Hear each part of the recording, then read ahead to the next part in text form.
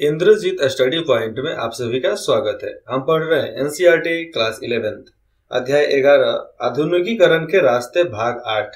इसमें हम चीनी समाजवादी दल का उदय कैसे हुआ उसके बारे में पढ़ेंगे। तो वहां पर भी कैसे समाजवादी दल सामने आया, तो चलिए यहाँ पर भी रोशनी डाल देते हैं। तो 1937 में 1937 में जब जापानियों ने चीन पर हमला किया, जापानी बहुत शक्तिशाली थे उस समय, वो लोग चीन पर डायरेक्ट हमला कर दिए। जब चीन पर हमला किए तो कुओमिंतांग पीछे मतलब कुओमिंतांग जो था वो पीछे हट गया और इस लंबे और थकाने वाले युद्ध ने चीन को कमजोर कर दिया। युद्ध लंबा चला और सारे सिपाही जो थे थक गए थे, इसलिए बाद में चीन कमजोर पड़ गया और 1945 और 1949 के दरमियान कीमतें 30% प्रति महीने की रफ्तार से बढ़ी। समझो कि कीमत कैसे बढ़ा। जब अपना देश आजाद हुआ था तो $1 मतलब $1, $1 मतलब $1, और देश को चलाने के लिए हम ब्रिटेन से जो कर्ज लिए, लोन लिए, इसके वजह से हमारी भारतीय मुद्रा की दाम मतलब वैल्यू जो था ना, अहमियत कम हो गया। यहाँ पर 30% कीमत बढ़ चुका था और इससे आम आदमी की जिंदगी तबाह हो गई थी। ग्रामीण चीन में चीन के गांव के इलाके में दो संकट थे। कौन सा? एक था पर्यावरण संबंधी, जिसमें बंजर जमीन, वनों का नाश होना और बाढ़ शामिल थे। पहला में पर्यावरण संबंधित बातें, बंजर जमीन, वनों का, जंगलों का सफाया बहुत तेजी से हो रहा था और बाढ़ आ जाना। तो पहला कारण ये जो गांव में होता था। दूसरा था सामाजिक आर्थिक, जो विनाशकारी जमीन प्रथा, ऋण, आदिम प्रौद्योगिकी और निम्न स्तरीय संचार के कारण था। इसको डिटेल्स में बताते हैं। दूसरी प्रॉब्लम में आ जाएगी सामाजिक आर्थिक, जो विनाशकारी जमीन प्रथा। सबसे पहले सामाजिक आर्थिक में आ जाएगा उनके समाज में भेदभाव, ये खत्म करना था। फिर उनके जमीन प्रथा जो था ना कि जमीन एक ही का होगा बाकी सबका नहीं, ये खत्म करना था। ऋण प्रथा, तो ऋण में आ जाएगा कि लोन लेना मतलब कर्जा लेना, कर्जा देना, ये सब भी बहुत ज्यादा होते थे, इसको भी खत्म करना। अब आता है आदिम प्रौद्योगिकी, मतलब आदमियों के वजह से जो मशीनें चलाई जाती थी, जो कंपनियां चलती थी, वो दूसरे में आएगा। और निम्न स्तरीय संचार, एक दूसरे के पास खबर कैसे पहुंचाए कि गांवों में भी जागरूकता बढ़ेगी। तो धीरे धीरे वहां पर लाइन्स बिछे, टीवी लाइन गया, रेडियो बिछाया गया, जिसके वजह से ये संचार की व्यवस्था आसान हो गई। लेटर बॉक्स तो चला ही, लेटर बॉक्स के बाद टेलीफोन आया, टेलीफोन के बाद रेडियो आया, रेडियो के बाद टेलीविजन आया, और टेलीविजन भी अल्टीना वाला। छत पे जाकर रोज अल्टीना हिलाना पड़ता होगा, तब जाकर नीचे टीवी चलेगा। और 2 ही केबल आता था जिसकी वजह से टीवी चलेगा, वो भी केबल बहुत महंगा आता था। तो चीन की जो समयवादी पार्टी थी उसकी स्थापना 1921 में हो चुका था। 1921 में रूसी क्रांति के कुछ समय बाद उसकी शुरुआत हो गई थी। रूसी सफलता ने पूरी दुनिया पर जबरदस्त प्रभाव डाला।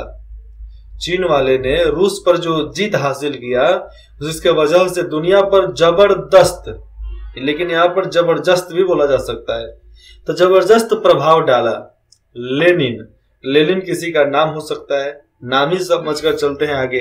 तो लेनिन और ट्रोत्स्की, तो लेनिन और ट्रोत्स्की जैसे नेताओं ने, ये नाम हो गया, तो उनके जैसे नेताओं ने मार्च 1918 में कोमिंटर्न या तृतीय अंतरराष्ट्रीय का गठन किया, जिसको थर्ड इंटरनेशनल बोलते हैं इंग्लिश में, और जिससे विश्व स्तरीय सरकार बनाई जाए जो शोषण को खत्म कर सके।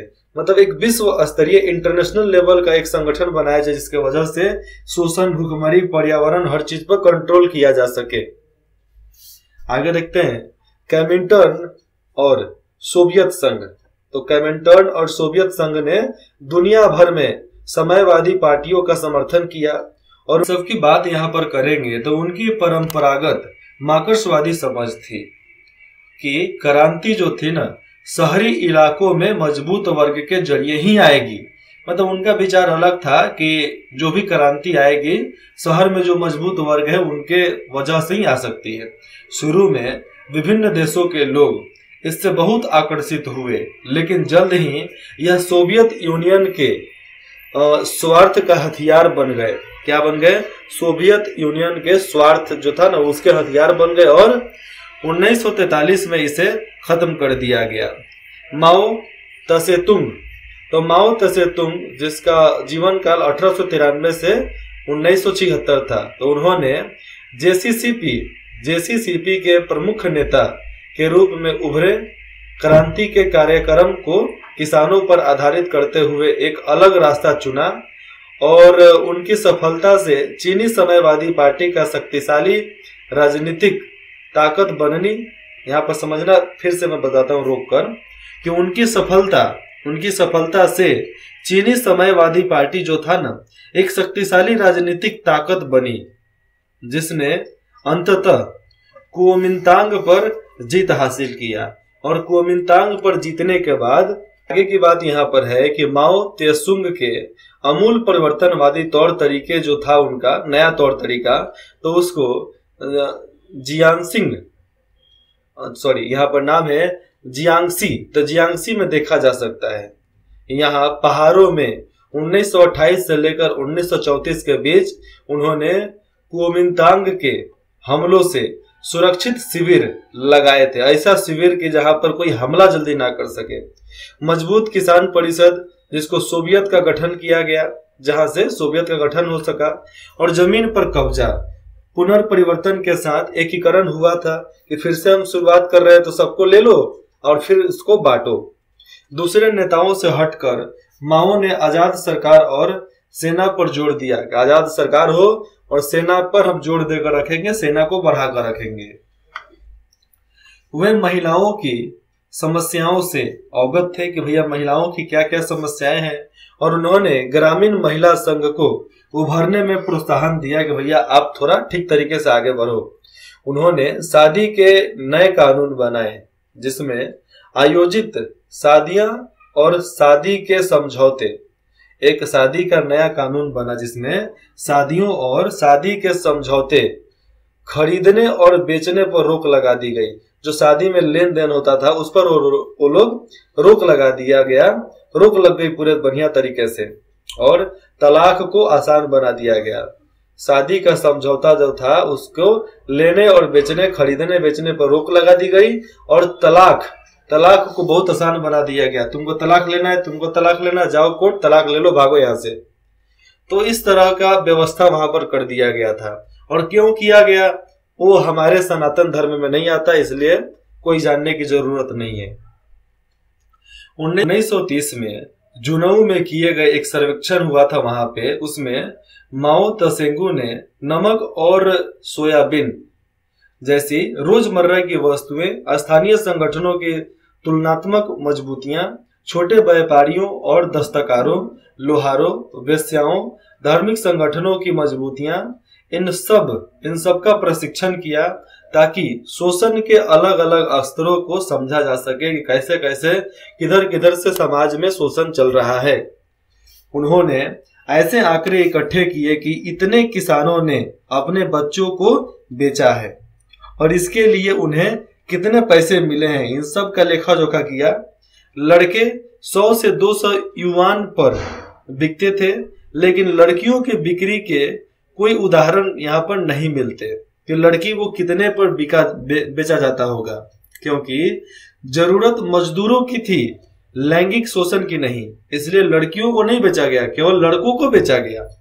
इस अध्ययन के आधार पर ये जितना भी ये सर्वेक्षण हुआ उसके आधार पर उन्होंने सामाजिक समस्याओं को सुलझाने के तरीके पेश किए सामने कि ऐसा ऐसा भी हो सकता है।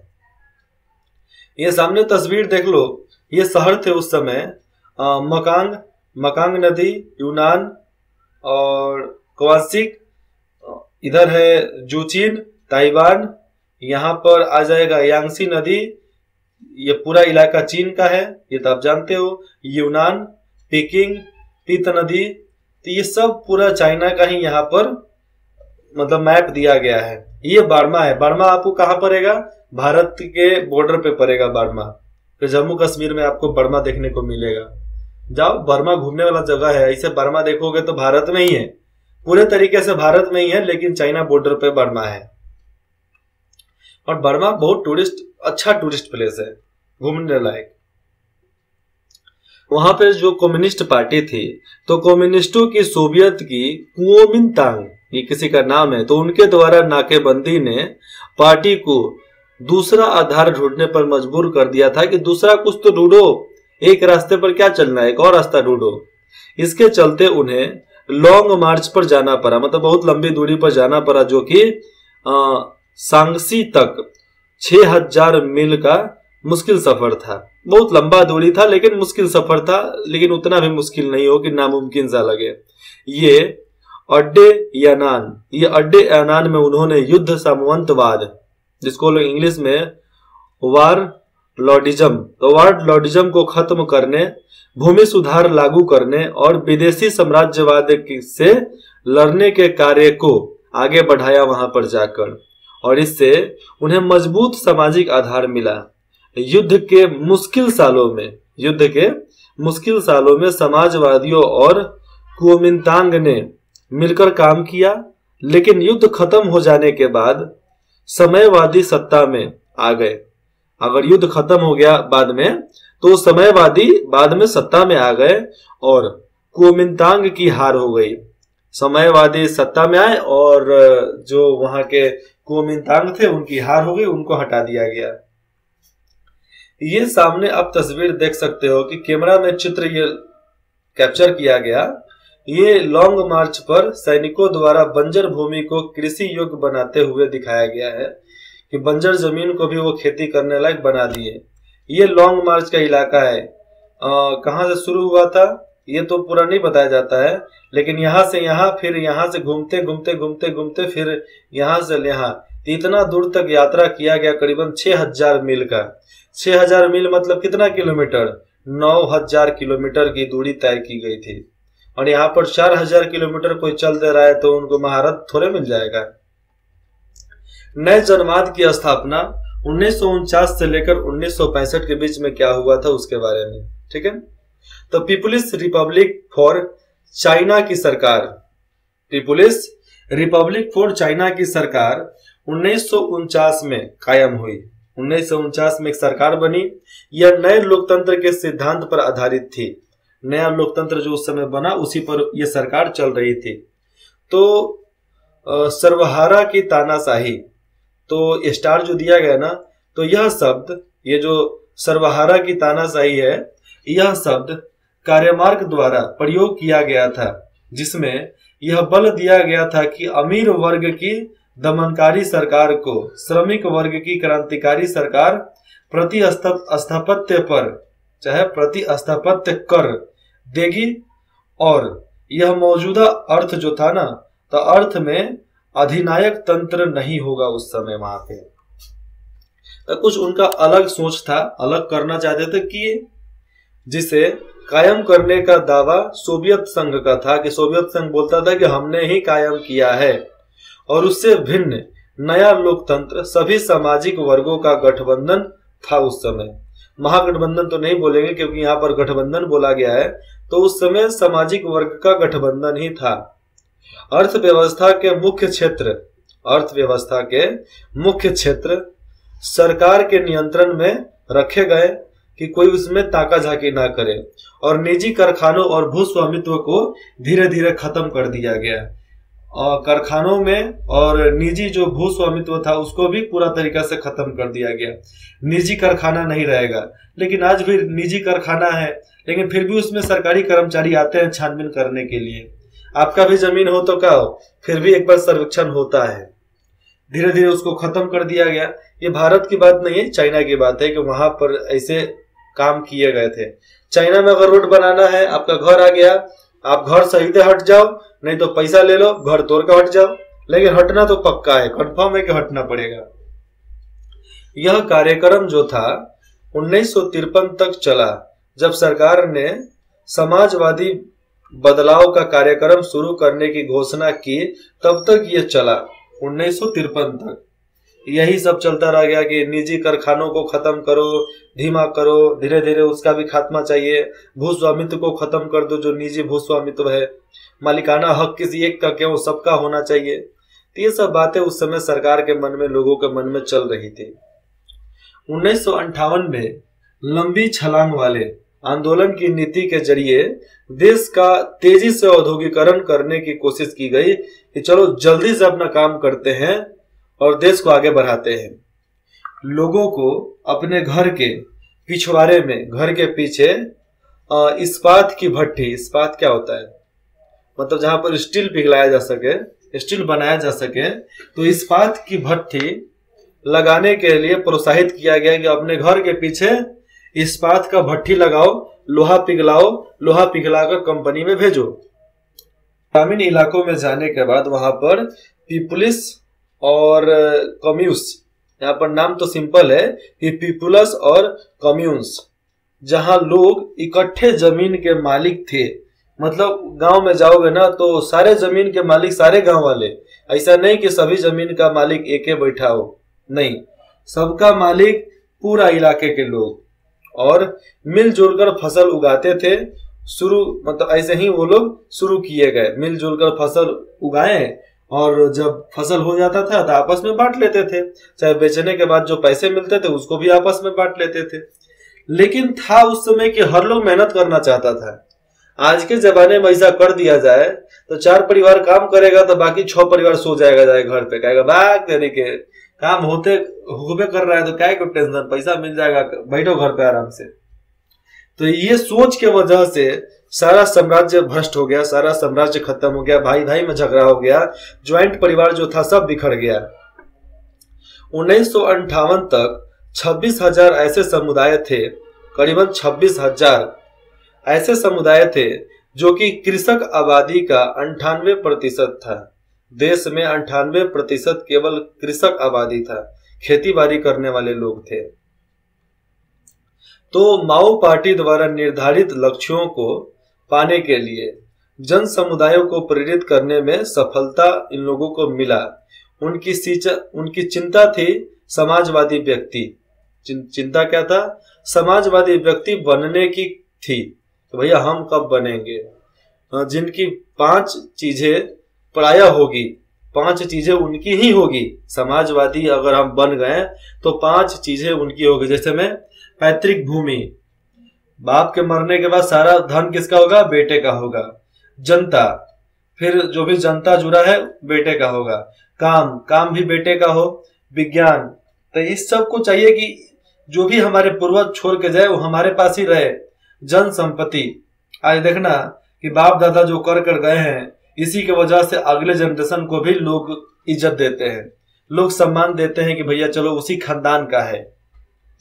ऐसे में एक ही एग्जांपल हम देते हैं, जवाहरलाल नेहरू के बेटी का नाम इंदिरा गांधी का बेटे का नाम संजय गांधी के बाद आ जाओ अब राहुल गांधी चला रहे हैं। फिर भी लोग राहुल गांधी को इज्जत देते हैं ना। तो बस वैसा ही था यहाँ पे कि अगर उनके बाद भी हम लोग समाजवादी व्यक्ति बन चुके हैं, समाज है हमारा, समाज क्या बोलेगा? समाज हई बोलेगा, समाज हऊ बोलेगा। समाज कुछ नहीं बोलता है, समाज को जो अच्छा लगता है वही बोलता है। उसको खाना अच्छा लगेगा तो खाना बोलेगा, भूख अच्छा लगेगा तो भूख लगेगा, मारना अच्छा लगेगा तो मार बोलेगा। समाज कुछ भी बोल सकता है, समाज की परवाह मत करो। ये सब समाजवादी व्यक्ति बनने को कोशिश जो है ना उसको हटाओ, दूर हटाओ, इसको कोई जरूरत नहीं है। केवल सेवक बन सकते हो, किसी के मददगार बन सकते हो, लेकिन पूरा अब नौकर बनने के लिए नहीं बोल रहा हूं। हम यहाँ पर उदाहरण देखेंगे तो उदाहरण के लिए All China Democratic Women's Federation के 760 लाख सदस्य थे। 760 लाख सदस्य कोई कम नहीं होता है। तो ऑल चाइना स्टूडेंट फेडरेशन के 32,90,000 सदस्य थे। कुल मिलाकर कितना हो गया? तो कुल मिलाकर 800 लाख सदस्य हो गए थे। तो 800 लाख सदस्य कोई कम नहीं होता है। लेकिन यह लक्ष्य जो था ना, लक्ष्य और तरीके पार्टी में सभी लोगों को पसंद नहीं थे। पार्टी में सब लोग पसंद नहीं करते थे।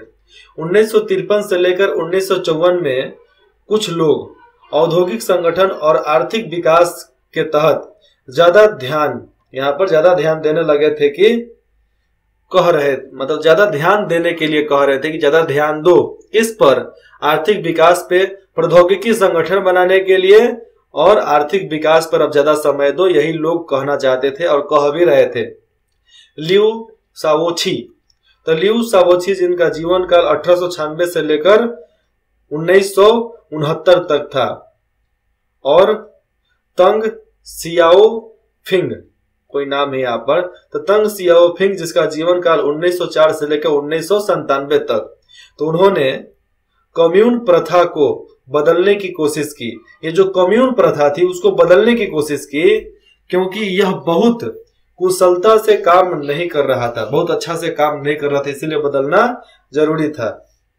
घरों के पिछवाड़ों में बनाई गई स्टील औद्योगिक लिहाज से जो अनुप्रयोगी किया गया था कि हर घर के पीछे आप भट्ठा लगा सकते हो, स्टील बना सकते हो, तो इस चीज को उतना उपयोगी नहीं माना गया, अनुपयोगी साबित करने के लिए यहाँ पर बात उठ रहे थे कि भैया उतना उपयोगी नहीं है, हर किसी को उतना कारीगरी नहीं आता था, हर कोई कुशल कारीगर नहीं हुआ करता था, लोग मर जाते थे, उसका छींटा पड़ने की वजह से हाथ पैर जल जाता था।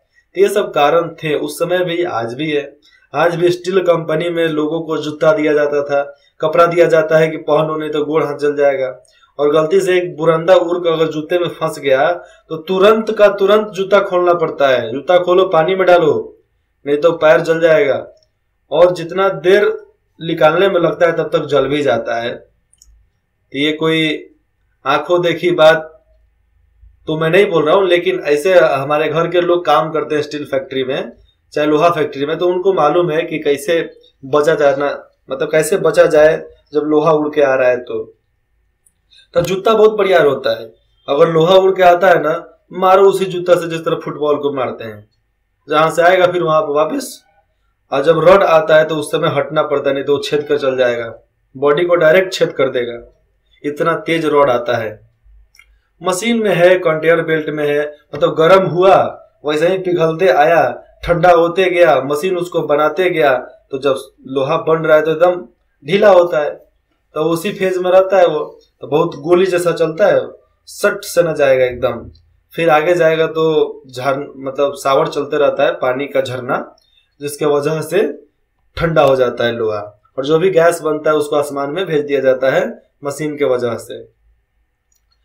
दर्शनों का टकराव 1965 से 1978 के बीच में कैसे कैसे वहां पर दर्शनक आए थे, कैसे कैसे लोग दर्शन करने आए, कैसे कैसे लोग घूमने आए, क्या क्या लिखने आए, उनके बारे में भी हम ही लोग को जानना है भैया, कौन जानेगा। तो अभी तक हमने उन लोगों के बारे में, विदेशों के बारे में खूब इतिहास पढ़ा। जब आप क्लास 12 में जाओगे 10वीं चैप्टर से, तो 10वीं चैप्टर से आप केवल हिंदुस्तान के बारे में पढ़ोगे। किसके बारे में? केवल हिंदुस्तान के बारे में, समझ रहे हो ना। तो समाजवादी व्यक्ति की रचना के इच्छुक माओवादियों और दक्षता की बजाय विचारधारा पर माओ के बल देने की आलोचना करने वालों के बीच संघर्ष चल रहा था। किसके बीच? माओ को जो दक्षता दे रहा था उसके बीच में, और समाजवादी व्यक्ति के बीच में आलोचना चल रहा था, संघर्ष चल रहा था। अब क्यों चल रहा था? माओ द्वारा 1965 में छेड़ी गई महान सर्वहारा संस्कृति क्रांति इस संघर्ष का नतीजा था, जो उन्होंने अपने आलोचकों का सामना करने के लिए शुरू किए। पुरानी संस्कृति, पुराने रिवाज, पुरानी आदतों के खिलाफ अभियान छेड़ने के लिए रेड गार्ड्स मतलब मुख्यतः छात्रों और सेना का इस्तेमाल किया गया। पुराने संस्कृति को खत्म करो, पुरानी संस्कृति, पुराने विचार, पुराने आदतें, उस सब को छोड़ने के लिए एक नए तरीके से वहां पर आंदोलन छेड़ दिया गया। यहाँ पर तो वही लिखा जा रहा है, रेड गार्ड मुख्यतः छात्रों और सेना का इस्तेमाल किया गया छोड़ने के लिए। छात्रों और पेशेवर लोग, छात्र हो गए जो पढ़ने वाले, पेशेवर जिसको पैसे देकर बुलाए जाते होंगे।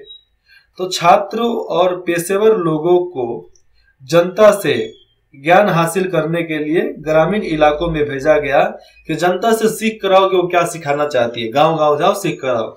विचारधारा समयवादी होना, पेशेवर ज्ञान क्या होता है, जो पढ़े लिखे लोग हो जाते हैं, जिसमें कुशलता मतलब एक तरीके से अनुभवी लोग, तो पेशेवर ज्ञान से ज्यादा महत्वपूर्ण थी दोषारोपण और नारेबाजी ने तर्क संगत बहस की जगह ले ली थी। जहां पर तर्क हो रहा था, जहां पर डिबेट हो रहे थे, बहस हो रही थी, तो वहां पर तो ऐसे भीड़ लगता ही था, लेकिन दोषारोपण और नारेबाजी, एक दूसरे पर दोष लगाना और नारेबाजी, ऐसी बहस वहां पर चालू हो गया था।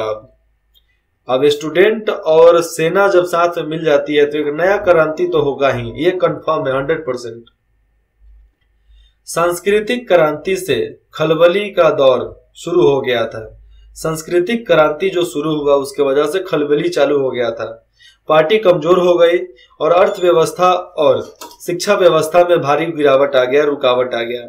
इसीलिए अगर सरकार की जो पार्टी है कमजोर है तो आपके इलाके का शिक्षा व्यवस्था पूरे तरीके से चौपट हो जाएगा, ये गारंटी है। 1960 के उत्तरार्ध से प्रवाह बदलने लगे थे, वहां का जो भी प्रवाह था वो सब बदल गए, हवा बदलने लगा, लोगों का विचार बदलने लगा। और 1975 में एक बार फिर पार्टी ने अधिक सामाजिक अनुशासन और औद्योगिक अर्थव्यवस्था का निर्माण करने पर जोर दिया कि हम फिर से अधिक सामाजिक अनुशासन और औद्योगिक अर्थव्यवस्था का निर्माण करेंगे, ताकि चीन जो था शताब्दी के खत्म होने से पहले 1970 आने से पहले एक शक्तिशाली देश बन सके। इसीलिए इन लोगों ने बहुत कोशिश किया और शायद इसी कोशिश का परिणाम था कि आज इतना आगे चीन है। 1778 से शुरू होने वाले सुधार। अब देखो हर इलाके में सुधार तो होता ही है, और सुधार होगा तो कुछ ना कुछ तो उसमें चेंज किया जाएगा। तो देखो कि 1978 में जो सुधार शुरू हुआ था कैसा हुआ था, आप जानते हो क्या? नहीं जानते हो, हम भी नहीं जानते हैं, लेकिन हमने पढ़ा है, हम थोड़ा मोड़ा तो जानते हैं जितना इसमें किताब में लिखा गया है। ग्रेजुएशन में इसके आगे का लिखा गया है, उसके आगे पढ़ोगे, पीएचडी करोगे तो और बड़ा बड़ा आंसर लिखना पड़ता होगा। लिखते रहो, जिंदगी है, जब तक पढ़ोगे, जब तक जियोगे, जब तक पढ़ सकते हो, जब तक पढ़ना चाहो तब तक पढ़ सकते हो। इसीलिए पढ़ने से कभी हार मत मानना, पढ़ते रहो। सांस्कृतिक क्रांति के बाद राजनीतिक दांवपेच की प्रक्रिया शुरू हो गई। सांस्कृतिक क्रांति ठीक है, अब राजनीतिक दांवपेच भी चालू। अब नेता लोग उठ गए बोलने, बात डिबेट करने के लिए, बहस करने के लिए। तंग सियाओपिंग ने पार्टी पर नियंत्रण मजबूत बनाए रखा और साथ ही देश में समाजवादी बाजार अर्थव्यवस्था की शुरुआत की। और 1978 में पार्टियों ने, जितने भी पार्टी वहां पर थी, तो पार्टी ने आधुनिकीकरण के अपने 4 सूत्र लक्ष्य की यहाँ पर घोषणा की कि हम आधुनिकीकरण क्यों चाहते हैं। 4 में से था, तो देखो चारों में से क्या क्या नाम देते हैं। विज्ञान, उद्योग, कृषि, रक्षा का विकास। तो इनका 4 था कि भैया 4 चीजों का विकास करना है। विज्ञान, उद्योग, कृषि और रक्षा का विकास इन लोगों को जरूरी था। इसीलिए हम भी बोलते हैं विज्ञान, उद्योग, कृषि और रक्षा। रक्षा में आपका स्वास्थ्य व्यवस्था भी आता है। इन सब को लेकर ही सामने चलना होगा, तभी जाकर हम कुछ जिंदगी में अपने देश के लिए अच्छा कर सकते हैं। अगर पार्टी के मुखिया है तो अपने राज्य के लिए अच्छा करेंगे, देश के लिए अच्छा करेंगे। इसीलिए हमारे देश में विज्ञान बहुत तेजी से आगे बढ़ाया जा रहा है, उद्योग लग रहे हैं, कृषि में साक्षरता दी जा रही है, कृषि को बढ़ावा दिया जा रहा है। रक्षा मतलब देश की सुरक्षा टाइट कर दी गई है, तो देश आगे बढ़ेगा जी, काहे नहीं बढ़ेगा, बढ़वे करेगा। यहाँ पर देखो लिखा है कि पार्टी से सवाल जवाब न करने की हद, कि पार्टी से सवाल जवाब नहीं करना है तो कितना हद था। तो हद तक बहस की इजाजत थी, लेकिन जब हद क्रॉस हो जाएगा तो उसके बाद सब चीज बंद, जैसी सरकार की मर्जी वैसे ही करवाएगी। इस नए और आजाद वातावरण में, जैसे कि 60 साल पहले 4 मई के आंदोलन के समय था, नए विचार जो थे, तो नए विचारों को का रोमांचक भंडार फूट पड़ा था। और 5 दिसंबर 1978 को, कितना, 5 दिसंबर 1978 को दीवार पर लगे एक पोस्टर ने 5वीं आधुनिकता का दावा किया था। पांचवी आधुनिकता क्या होती है? तो ये जो पोस्टर लगा, तो पांचवी आधुनिकता का दावा तो यहां पर किया गया विज्ञान, उद्योग, कृषि और रक्षा। उसके बाद पांचवा था लोकतंत्र के बिना अन्य आधुनिकताएं कुछ भी नहीं बन पाएगी। अगर लोकतंत्र ना हो तो कुछ भी नहीं बन पाएगा, इसीलिए इसको लोकतंत्र भी जोड़ दिया गया। विज्ञान, उद्योग, कृषि, रक्षा और लोकतंत्र। और ये 5 मांग थी जिसके वजह से देश को आगे बढ़ाना था। और उसने गरीबी न हटाने और लैंगिक शोषण खत्म न कर पाने के लिए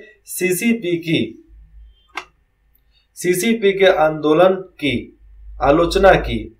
अब सीसीपी क्या होता है? देखो यहाँ पे कि गरीबी न हटाने, लैंगिक शोषण न खत्म करने के लिए सीसीपी की आलोचना की, जहां पर वहां पर सोशलिस्ट पार्टी था, समाजवादी सोशलिस्ट पार्टी, तो उनके पे ये लोग आलोचना किए कि भैया आप गरीबी क्यों नहीं हटा पा रहे हैं, महिलाओं से जो लैंगिक शोषण है उसका क्यों नहीं खात्मा कर पा रहे हैं आप लोग।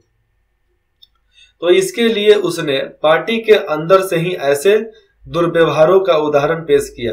और कैसे दुर्व्यवहारों का उदाहरण पेश किया? देखो यहाँ पर इन मांगों को दबाया गया, लेकिन 1989 में 4 मई के आंदोलन की 17वीं सालगिरह पर 70 बार उसकी सालगिरह मनाई गई थी। तो 70वीं सालगिरह पर बहुत से बुद्धिजीवियों ने ज्यादा खुलेपन के और कड़े सिद्धांतों, इसमें सुसावजी के खात्मा करने की मांग की गई कि अब सुसावजी को खत्म कर दिया जाएगा। बीजिंग के तियानमेन, ये चैप्टर खत्म कर दिया गया एनसीईआरटी से, अब नहीं पढ़ाया जाता, लेकिन फिर भी मैं आपको यहाँ बता देता हूँ कि बीजिंग के तियानमेन चौक पर छात्रों के प्रदर्शन को क्रूरतापूर्वक दबाया गया। दुनिया भर में इसकी कड़ी आलोचना शुरू हो चुकी थी। सुधार के बाद के समय में चीन के विकास के समय, जब चीन का विकास हो रहा था उस समय पर दोबारा बहस शुरू हो गई थी। पार्टी द्वारा समर्थन प्रधान मत जो था मजबूत राजनीतिक नियंत्रण, आर्थिक खुलेपन और वैश्विक बाजार से जुड़ाव पर आधारित था। पार्टी चाहती थी कि हमारा मत मजबूत हो, प्रधान मत मजबूत हो, राजनीतिक तंत्र हमें चाहिए अच्छा, आर्थिक खुलेपन हो, विश्व बाजार से जुड़ाव हो जाए, बस इसके अलावा कुछ नहीं। आलोचकों का कहना था कि सामाजिक गुटों क्षेत्रों, पुरुषों और महिलाओं के बीच बढ़ती हुई असमानताओं से सामाजिक तनाव बढ़ रहा है। गुटों में, क्षेत्रों में पुरुष और महिलाओं के बीच में जो असमानताएं बढ़ रही है, उसी की वजह से सामाजिक तनाव भी बढ़ रहा है। और बाजार पर जो भारी महत्व दिया गया है, भारी महत्व, उस पर सवाल खड़े कर रहे हैं। अंत में पहले का जो पारंपरिक विचार था पुनर्जीवित हो रहे थे। ऐसे कि कम्युनिस्टवाद और यह तर्क यहाँ पर दिया जाता है कि पश्चिम की नकल करने के बजाय, पश्चिम का जितने भी पश्चिमी देशों में जो होता था उसकी नकल करने के बजाय चीन अपनी परंपरा पर चलते हुए एक आधुनिक समाज बन सकता है, ये मानते थे चीन वाले लोग। और इसका अगला टॉपिक है ताइवान का किस्सा। ताइवान के बारे में अब हमको पढ़ने को मिलेगा। इसे चाइना का ही पार्ट था। ये चाइना में देखो सुधारों के बाद, 1978 के सुधारों के बाद चीनी लोग स्वच्छंद रूप से उपभोक्ता सामग्री खरीदने में समर्थन होने लगे, वहां पर समर्थन देने लगे अपना। देखो सब सामान खरीद रहे हैं, ये टीवी खरीद रहा है सब। कब? 1978 में ये लोग टीवी चलाते थे, आराम से एक टीवी ले जा रहा है, बैग ले जा रहा है, इधर लोग घूम रहे हैं जैकेट पहनकर, शॉर्ट पहनकर, एकदम मस्ती में जिंदगी जी रहे थे। अब हम यहाँ पर ताइवान का किस्सा पढ़ेंगे। यह भी चीन में ही आता है, अभी भी चीन में ही है, ऐसा बात नहीं कि अलग हो चुका है। तो इसको हम अगले भाग में ले चलते हैं, ठीक है। आपको जो भी डाउट है, दिक्कत है, संदेह है, कुछ पूछना चाहते हैं, कुछ बताना चाहते हैं, आप बेझिझक हमें कमेंट कर सकते हैं, मैसेज कर सकते हैं। मेल दिया गया है, मेल पे इंक्वायरी करने के लिए आप मेल कर सकते हैं। आपको विदिन 24 आवर में आपको रिप्लाई दिया जाएगा। इंद्रजीत स्टडी पॉइंट में जुड़ने के लिए आप सभी का बहुत बहुत धन्यवाद।